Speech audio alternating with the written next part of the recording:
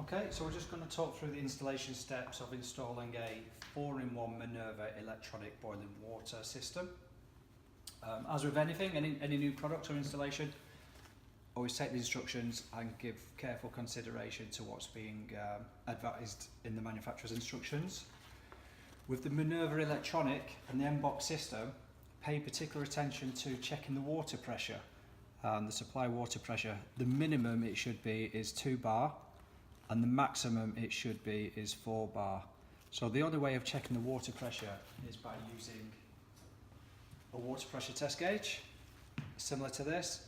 An easy place to connect the gauge to is like an outside tap connection, or you may need some sort of adapter to connect to a 15mm supply or whatever the size the pipe may be.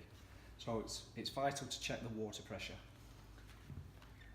So on the installation, we have the M-Box, we have the electronic tap. So the tap comes in 2 versions. We've got the chrome Minerva Swan Neck Original. We've also got the stainless Monday Out type tap. Both works exactly the same. We've got a domestic hot and cold function, and we've got the electronic control. Obviously this one is not plugged in. We have what we call is the M-Box. So this is for ease of installation. We've got all the plumbing connections and pipe work. Then to the rear, we have the power supply and the control for the tap to go into the rear. We also have the heater tank, which will connect to the M-Box once it's in position. So we have the hot connection, which just screws tight, and the cold as well. Okay. So what we need to consider now is with the tap, put the tap in position into the worktop or to the sink. You've got the length of the hoses, which will then dictate the position of the M-Box within the unit under the sink. Now the M-Box can either be installed vertically or horizontally in those two ways. You can't install it horizontally facing upwards. The pipes have got to drop down. So the way to fasten the M-Box into the unit, just unclip the M-Box from the bracket. Again, just bearing in mind the length of the hoses from the tap, and like I say, that will dictate where the M-Box will position, and you just secure the bracket inside the unit. The M-Box then fastens to the bracket, like so.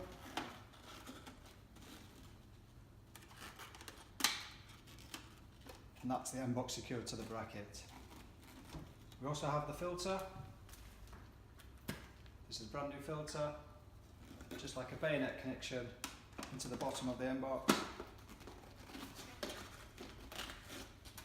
And that's the filter connected. So if you are installing vertically, you've got to have consideration with regards to the filter and having enough space underneath. Okay, now the tap connection, so the tap was in position. We have 3 connections, 3 hoses from the tap. So we've got domestic hot and cold, and you've got the special hose for dispensing cold filter and boiling water. So we'll do that connection first.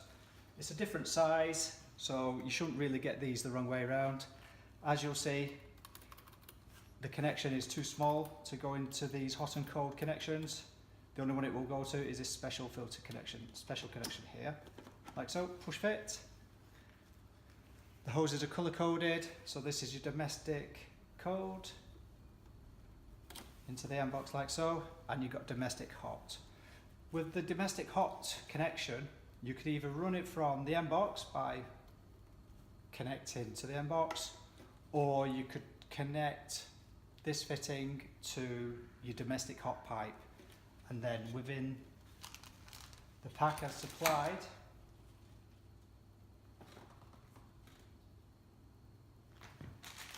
we have a plug which plug off at the end box like so. Okay. We then have our domestic mains connection. So you would normally have a 15mm supply under the base unit. We have a nice chrome isolation fitting. So 15mm connection. There's your isolator. You've got a connection to that fitting, which just screws on, nice and tight. Then your mains connection is at this point on the end box. Again, just a nice push fit, nice and easy. And then we have our heater tank, which needs to connect to the end box. Again, you can't get these the wrong way around because the sizes dictate which fitting it will go to. So the larger connection to the blue.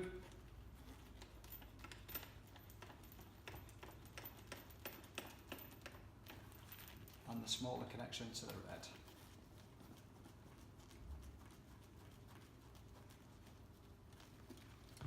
We also have the pressure relief pipe connection, which will just squeeze on to that outlet from the end box there.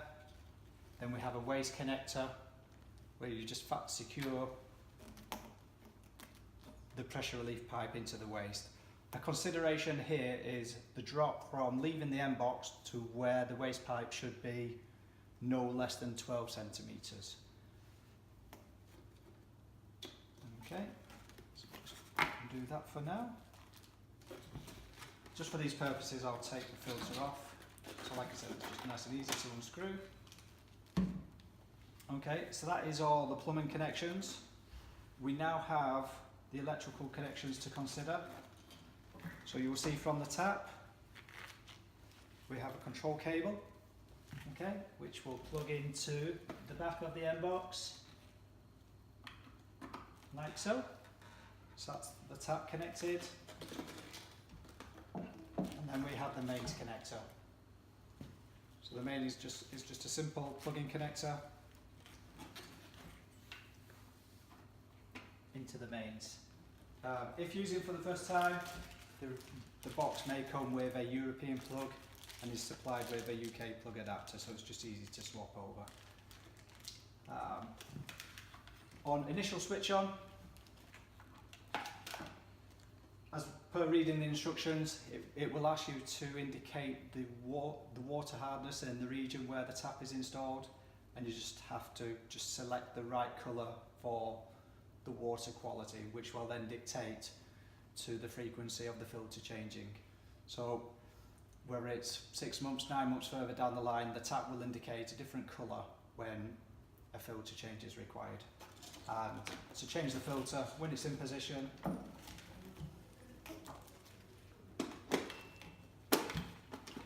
it's just a quick fader connection. You don't even have to isolate the water at the isolation point, it will just shut off itself.